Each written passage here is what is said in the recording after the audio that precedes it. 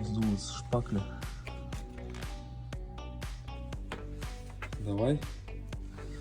Отрывай. Что делать?